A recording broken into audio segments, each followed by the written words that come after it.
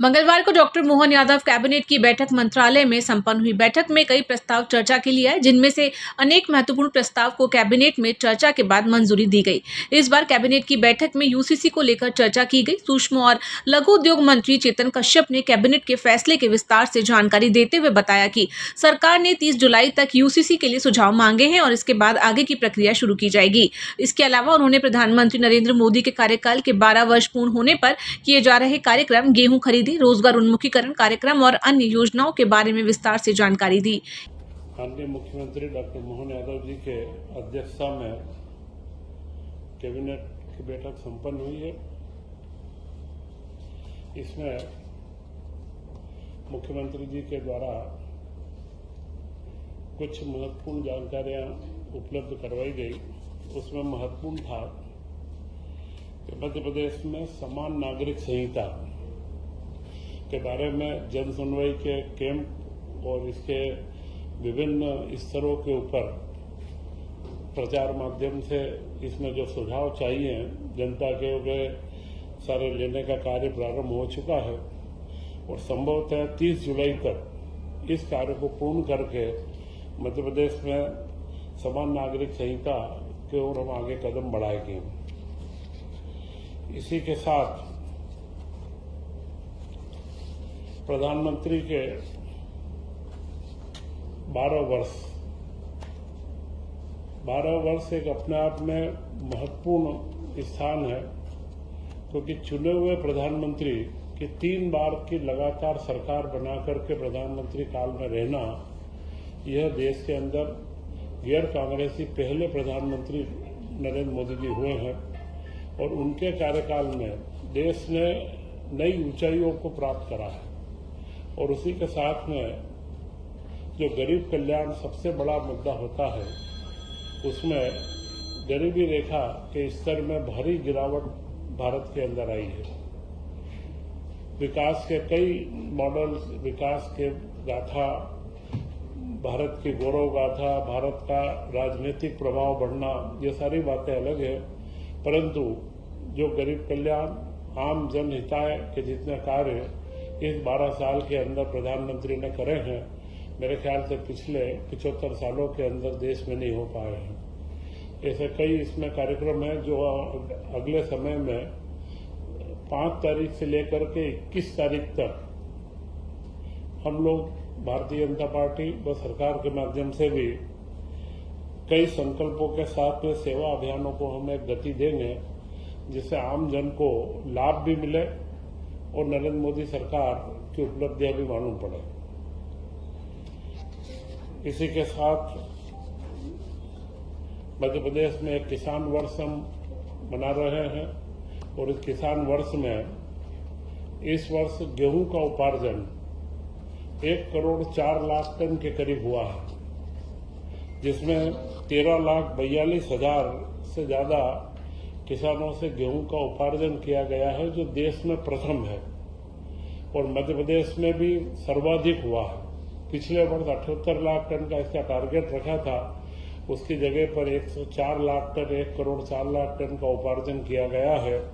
और करीब 25,000 करोड़ की राशि का भुगतान भी किया जा चुका है। यह एक व्यवस्थित मैनेजमेंट या प्रबंध का एक अच्छा उदाहरण भी पेश हुआ है और इससे और खास करके लघु व सीमांत किसानों का सर्वाधिक उपार्जन इस बार सुनिश्चित हुआ है। गेहूं उपार्जन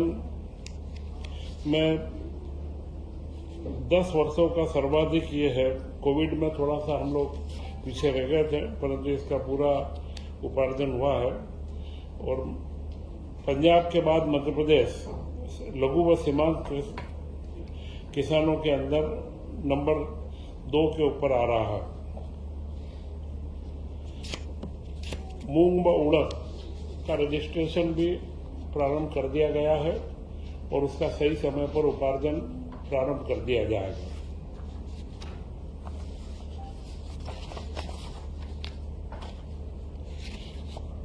संत रविदास ग्लोबल स्किल पार्क जो भोपाल में स्थित है, उसके रोजगार के लिए 3 रोजगार चयन में बड़ी उपलब्धि प्राप्त हुई है। 3 बच्चों को हंगरी में रोजगार उनको अवसर मिला है और वे हंगरी में जाकर के अपना कार्य प्रारंभ कर चुके हैं और स्थानीय स्तर पर तो नियमित रूप से वहाँ रोजगार का कार्य चल रहा है। तो यह जो परिकल्पना थी ग्लोबल स्किल पार्क की, उसकी ओर हम अब आगे लगातार निरंतर कदम हमारे आगे बढ़ रहे हैं। इस वर्ष कृषि वर्ष के अंदर ही मध्य प्रदेश को मूल मिल्क कैपिटल बनाना, मुख्यमंत्री डॉक्टर मोहन यादव जी ने जब से कार्यभार लिया है वे गोवंश और मिल्क दूध का, क्योंकि किसानों की आमदनी खेती के अलावा अन्य उपक्रमों से बढ़ाना यह सबसे महत्वपूर्ण है और मिल्क कैपिटल बढ़ाने में बड़ी अच्छी उपलब्धि हुई है, जहां पर 9-9.5 लाख लीटर प्रतिदिन किलोग्राम दूध प्रतिदिन का औसत था, अभी वह 11 लाख किलोग्राम से ज्यादा हो चुका है। तो करीब 10% की वृद्धि दूध के कलेक्शन के अंदर सहकारिता के माध्यम से हुई है और मुझे लगता है कि यह जो मिल्क कैपिटल बनाने का जो एक संकल्प मुख्यमंत्री जी ने लिया है उसकी ओर एक बड़ा महत्वपूर्ण कदम है और लगातार इसमें निरंतर वृद्धि होगी और किसानों को खेती के साथ में अन्य आमदनी के जरिए भी उनके बढ़ते जाएंगे। जल गंगा संवर्धन अभियान, जिसमें 2 लाख से ज्यादा संरचनाओं के अंदर कार्य हुआ है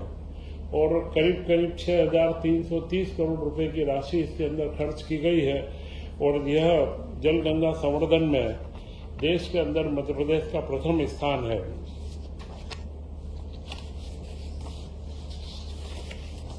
एक महत्वपूर्ण मोबाइल ऐप को चालू किया गया है,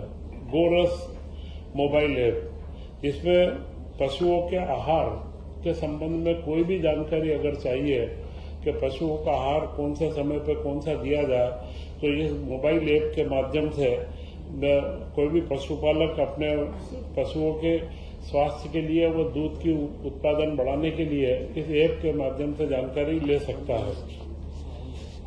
इसी के साथ में मुख्यमंत्री पिछले दिनों धार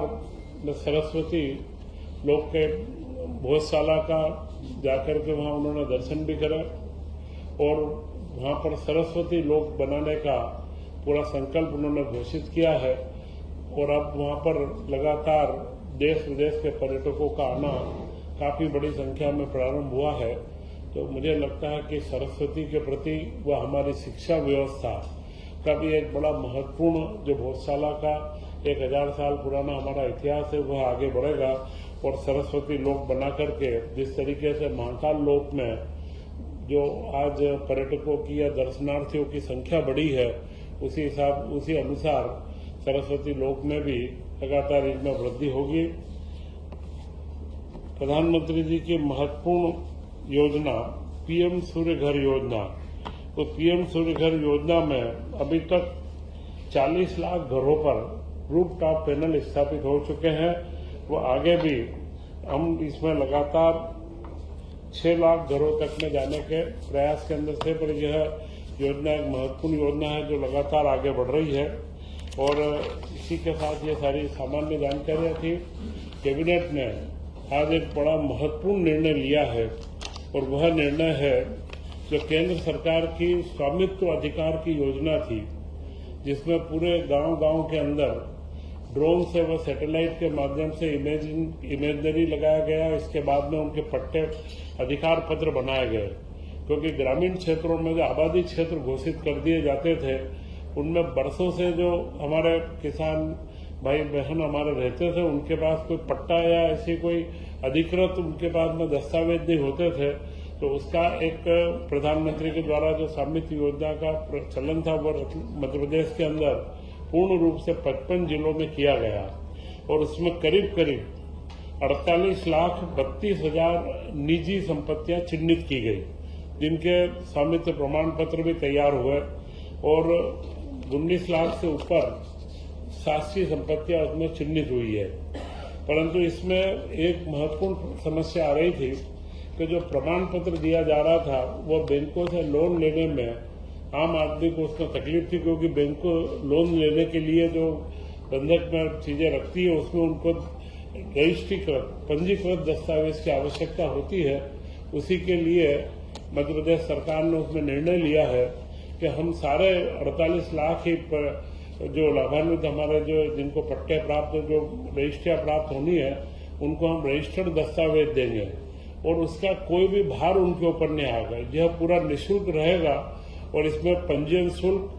पंचायत का उपकर व अन्य जो भी कर लगते हैं वे सारे के सारे राजस्व विभाग वहन करेगा। इसके ऊपर 3800 करोड़ से ज्यादा का खर्च राज्य सरकार पर आएगा, परंतु उसका हम बहुत जल्द कंप्यूटराइजेशन और प्रोग्रामिंग करके जो रजिस्ट्रीकृत व्यवस्था है और हर व्यक्ति को एक रजिस्ट्रीकृत दस्तावेज प्राप्त होगा, जिससे वो उसके ऊपर बैंक लोन लेने के अंदर उसको आराम रहेगा। यह मेरे ख्याल से पूरे देश के अंदर मध्य प्रदेश में जिस तरीके की हमारी योजना और तैयारी है, यह एक मध्य प्रदेश देश के अंदर सबसे पहला राज्य बनेगा जो रजिस्ट्रीकृत दस्तावेज उपलब्ध करवाएगा। आज इसी के साथ में कैबिनेट में मेडिकल कॉलेज की 3 योजनाओं की निरंतरता 17,000 करोड़ की 5 साल की निरंतरता की मंजूरी दी गई, जिसमें 1200 करोड़ के नवीन कॉलेजों का निर्माण है और जो पीजी की पोस्ट ग्रेजुएट की सीट्स निरंतर बढ़ती रहती है, बीच बीच में परमिशन आती है और उसके लिए भी उसमें प्रावधान किया गया है। और मेडिकल कॉलेज से जो संबंध हॉस्पिटल्स हैं उनको संचालन के लिए 14,365 करोड़ रुपए रखे गए हैं। इंदौर के अंदर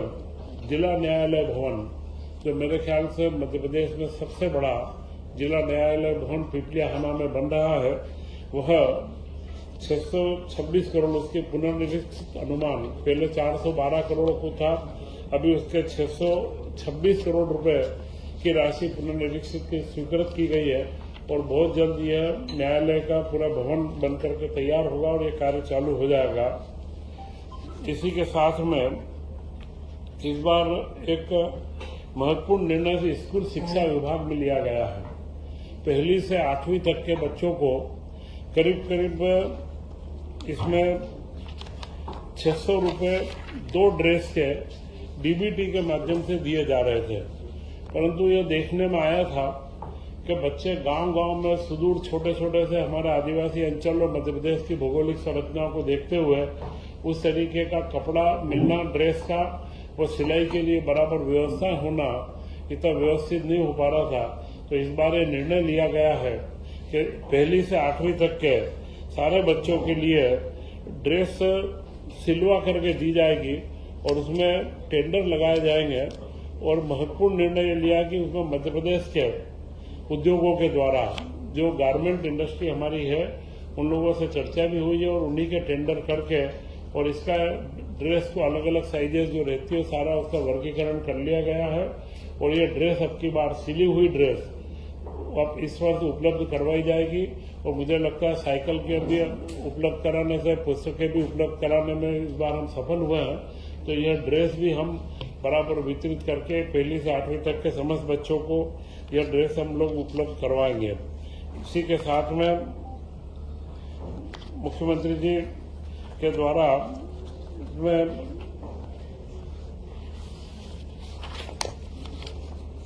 2 तन्वी और 2 पिक्चरों के अनुसमर्थन थे जो पूर्व में आई थी, उनको अनुसमर्थन का मामला था। ये सारे महत्वपूर्ण कार्य जिनके माध्यम से मध्य प्रदेश की छवि एक प्रगतिशील राज्य के रूप में बने, इन सारे कामों को निरंतर गतिशीलता दी जा रही है। और मुख्यमंत्री डॉक्टर मोहन यादव जी ने इसमें प्रधानमंत्री को जो शुभकामनाएं प्रेषित करी है कि जो विकसित भारत की परिकल्पना 2047 की प्रधानमंत्री जी की है, उसमें मध्य प्रदेश कहीं पीछे नहीं रहेगा और एक विकसित मध्य प्रदेश के रूप में 2047 के अंदर मध्य प्रदेश भी एक विकसित राज्य बनेगा। यही महत्वपूर्ण मुद्दे थे। जय हिंद।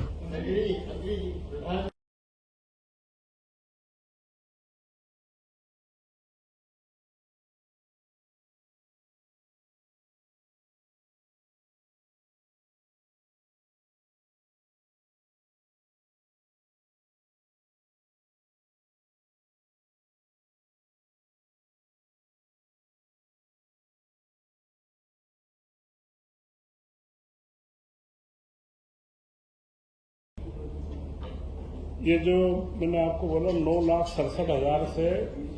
11 लाख किलोग्राम प्रतिदिन हुआ है, 1,00,000-1.25 टन के करीब वृद्धि हुई है। तो यह वृद्धि उस माहौल को, वातावरण को, अमूल का समझौता सारे डेयरी के संयंत्रों में और सब में मैनेजमेंट में सुधार हो रहा है, दूध संग्रहण में सुधार हो रहा है। तो ये कहीं न कहीं उसी का नतीजा है कि हम 10% की इसमें हमारी वृद्धि हुई है। और जहां तक सवाल प्रधानमंत्री जी की सारी योजनाओं का है, तो उसमें हम लोग सतत मॉनिटरिंग अभी भी करते हैं, परंतु इस बार जो हम अगला पखवाड़ा पूरा 6 तारीख से 5 से लेकर 21 तक का मना रहे हैं, उनमें और भी जो हमारे लाभार्थी इसमें रह गए हुए हैं, उन सबको हम लोगों ने जो पिछले अभियान संकल्प से समाधान के अभियान चलाए थे, जो भी हमारे हितग्राही इसमें हम खुद चयनित करने, हमारे शासन प्रशासन के अधिकारी वो पूरा अमला जाकर के घर घर को ढूंढेगा और जिसको हम लाभ दे सकते हैं उनको हम लाभ दिलवाएंगे। DBS टीवी के लिए हेमंत माली की रिपोर्ट।